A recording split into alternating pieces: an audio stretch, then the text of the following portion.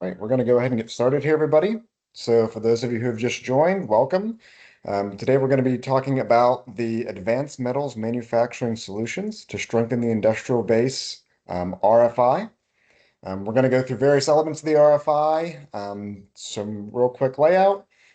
If you have questions during the webinar, you're welcome to either post them in the chat or use the Q&A feature. Please know that we're not going to be answering questions during this webinar. We will have to collect the questions, and then some of them we'll be able to answer, but some of them we do have to go to our government partners for answering. So we'll also have throughout the RFI and the slides here an email that you can send that your questions to, and I'll address that when the time comes. So we're going to go ahead and get started here. So just briefly, the background of the RFI. So what is the point of this? Essentially, it seeks technically mature TRL MRL 4+ metals manufacturing solutions that can deliver measurable improvements to the defense industrial base within 18 months. Now, this RFI builds upon some previous RFIs we did around a year and a half, 2 years ago. And this one is comprised of 5 technical domains or topics you see listed there, and we will go into detail more in a little bit here. But the biggest thing is that obviously solutions must align with the request for information objectives and can be structured in one or more phases. And we'll talk about those phases here momentarily. So the objective of the RFI, as we said, is to seek actionable solutions with clear technical foundations, defensible readiness assessments, and realistic pathways to transition into U.S. industrial facilities, shipyards, depots, arsenals, or commercial production environments. Any proposed solution must demonstrate clear, near-term industrial impact with demonstrable gains in capacity, quality, safety, cost, or schedule performance. Now, solutions must articulate credible execution with clear milestones toward MRL TRL 6 by the end of phase 1 and TRL MRL 7 by the end of phase 2. And again, we'll discuss the phasing here in a bit. We are, as far as partnering, partnering with government programs of records and depots, shipyards, AUKUS partners is highly encouraged where appropriate. And it's also strongly encouraged for the solution to have applicability across the services, but particularly with Navy and submarine programs. Now, we cannot stress this enough down here at the bottom. This RFI is not intended for early stage research, conceptual studies, or technologies lacking demonstrated feasibility. We're really looking for transitionable opportunities through this RFI. So for each of these topic areas, we have a brief here, but you're going to hear me repeat this several times throughout this webinar. Please go and read the RFI document. It's located on the RFI webpage. That has much more information than this kickoff PowerPoint. It has review criteria. It has more information on each of these topics, more details on the submission workflow. So please, if you're interested in responding to this RFI after this kickoff webinar, please ensure you're going and reading the RFI. So as far as the topic areas, we have automated trades, which is essentially solutions that automate, digitally enable, or modernize metals manufacturing, sustainment, and repair operations. Topic area 2 is vendor qualification, which focuses on accelerating and expanding the qualification of vendors, facilities, materials, consumables, processes, and personnel required to support defense metals manufacturing. Topic area 3 is advanced materials and manufacturing processes. These are essentially seek materials and manufacturing innovations that improve performance, readiness, or industrial capability across defense relevant metallic systems. Topic area 4 focuses on NDT or non-destructive testing, so inspection technologies and methods that increase inspection capability, reduce bottlenecks, improve automation, or support qualification of metallic components. Topic area 5 is advanced thermal processing and heat treatment, so thermal processing capabilities required for large or complex metallic components. And then the last one is simply, high impact novel manufacturing solutions. So say you have something that doesn't quite fit into areas 1 through 5, these solutions have to align with, say, the problem being addressed and described at the site or an implementation at the site, and is expected to have impact in the DIB.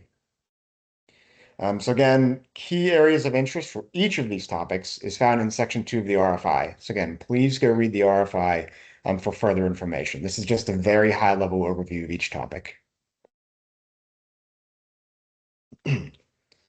So with this RFI, there are CUI appendices that support the RFI. First and foremost, the review of these appendices is not required. I repeat, is not required to prepare or submit a white paper with this RFI. We know that for some of you who are here do not hold a valid DD 2345 and therefore can't access these. So please know the review of these appendices is not required. But for those that do, essentially, WIRE's the IBAS program prepared these CUI appendices that simply expand upon the topics contained within. So they outline specific areas of government interest, and they're intended to help you focus and strengthen your proposed solutions.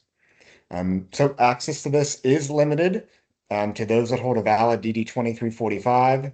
And within the RFI and even on our Project Co webpage, there's instructions on Thank you. how to submit your Very DD nice. 2345 to be able to view these.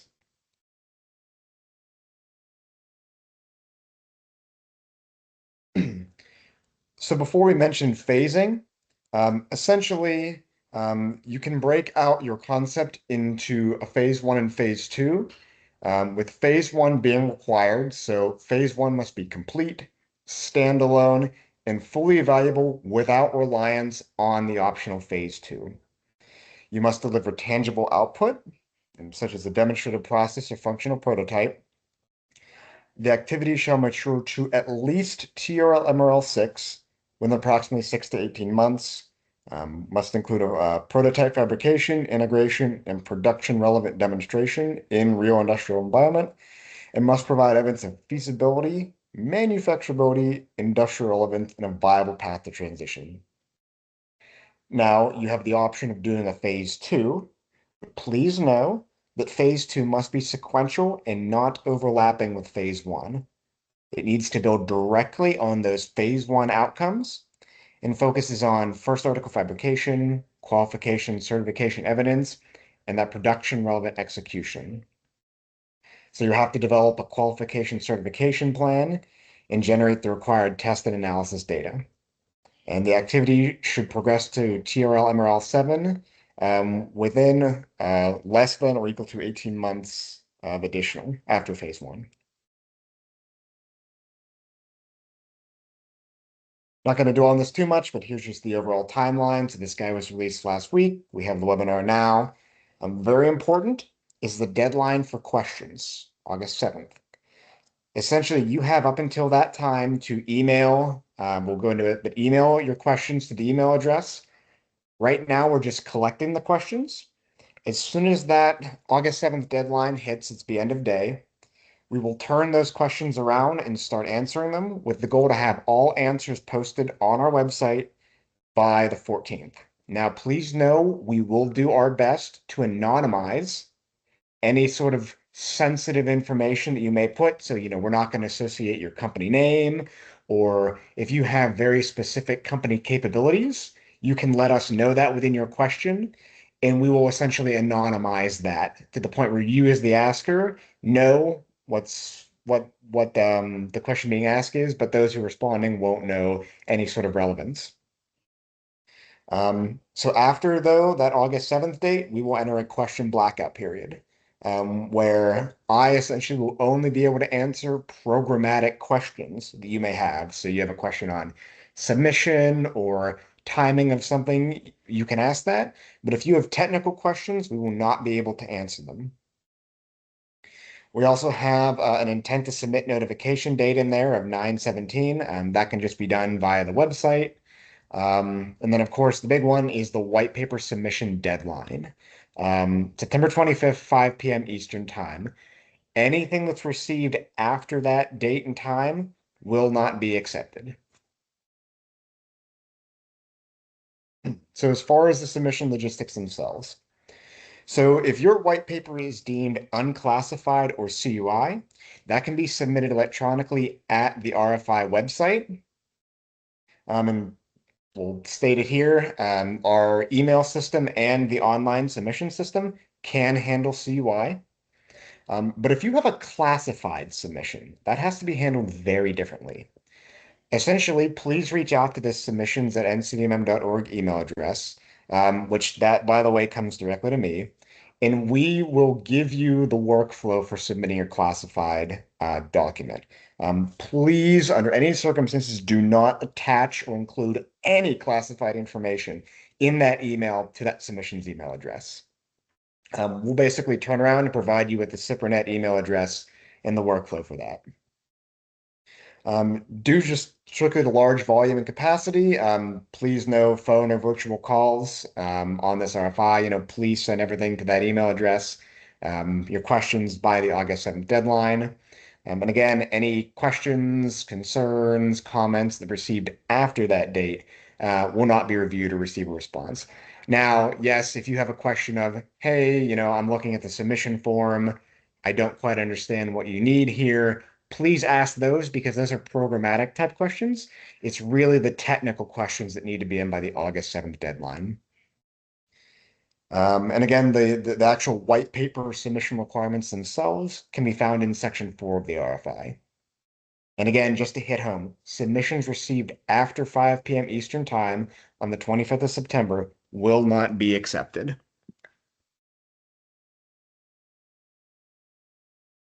So as far as the submission process and the submission form itself, we're using an online intake form. The intake form captures key information required for screening, routing, and evaluation. So really, this just supports the government review and future contracting considerations. Complete the form accurately to the best of your ability. Very important, there's a section there for project partners. It's just to ensure that all project partners for your concept are listed in the appropriate section. We're requiring both a docx version and a PDF version of your white paper for the RFI to be uploaded. And we just ask that if you have letters of interest, support, commitment, etc., just please combine those into one. It can get very cumbersome if there's, say, 7 different letters of support, all with different file names. So just please put that into one PDF. Biggest takeaway from this slide, though, is to please plan accordingly. The intake form must be completed at time of submission, and you do not want to wait until the last minute to submit this. So, it should be live now if it's not. So you'll be able to even just go in and see what information is going to be required so that you have that listed down for when you are ready to submit. I cannot stress enough, please do not think that you can submit this at 4:55 p.m. on the deadline date and have enough time. Allow ample time to work through this submission intake form. So the evaluation criteria. Essentially, all submissions will be evaluated against 3 major criteria, and that is impact, feasibility, and cost reasonableness. So of those 3, impact and feasibility are significantly more important than cost reasonableness. And again, I don't want to go too in deep on just a slide here, so further detail on the assessment criteria can be found in section 5 of the RFI. So again, please go read section 5 of the RFI for more detailed evaluation criteria. And again, solutions that demonstrate strong quantifiable benefit to the DIB and a clear, achievable path to execution will be viewed most favorably.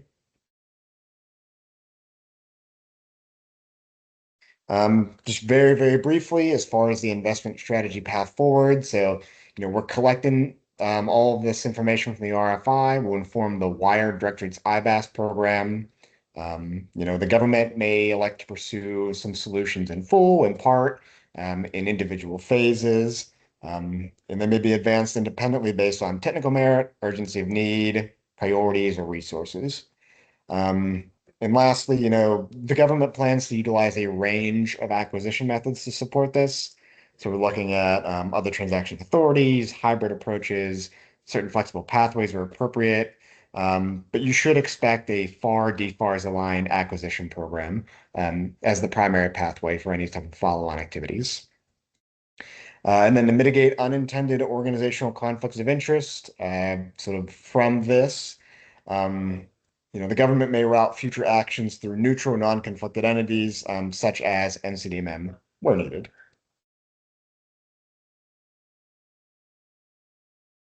So again, I think to wrap this up, I really want to hit home. To just please go view the RFI if you intend to respond. Obviously, read the RFI. If you have questions, I urge you to go read the RFI first because it's likely going to answer your question in full. And then if not, reach out to that submissions email address there. And again, that submissions email address comes directly to myself. Um, I think also it's worth noting as far as reading the RFI of, look at that evaluation criteria. It is evident to government reviewers that they know when an individual does not read, say, an RFI and RFP in full and decides to respond anyways. It's very clear to them. So please go in and make sure you're looking at every element that's in that RFI document that we put out there. So as I mentioned before, we have the opportunity for questions to be posted either in the chat here or the Q&A feature. We're going to be sort of intaking that in the background as it goes on. So I believe the chat stays active for a little bit of time after the webinar ends. But if you find that it's closed, again, please email the submissions@ncdmm.org email address. Can't stress enough that comes directly to me. That doesn't go to some, random robot inbox. That comes directly to myself here. So we'll be able to parse your questions and then we'll work to get them answered by August 14th. So with that, that's the end of the RFI here. I'll probably stay active just so that you have time to put those questions in. But again, can't stress enough, please go read the RFI. This webinar is simply scratching the surface of it. All of the rest of the information can be found within that document. And on the RFI webpage, we will be posting both these slides from today and the recording for any future reference.